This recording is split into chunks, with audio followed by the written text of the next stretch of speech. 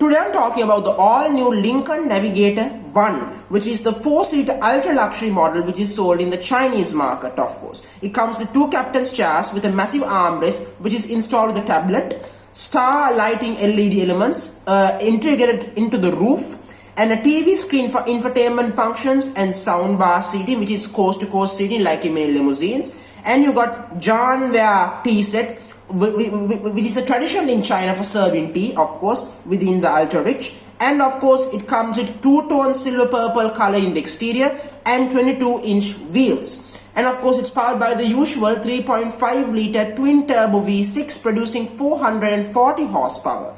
And power is delivered through a 10-speed automatic gearbox as well. Now, this limited edition is only available for 30 units only in the Chinese market. So it's not a big output in terms of units, but 30 units is still a big deal for such an ultra-luxury trim level.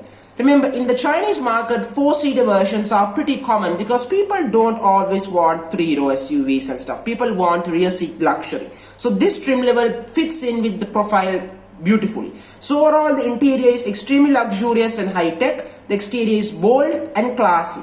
Well done, Lincoln. Excellent job.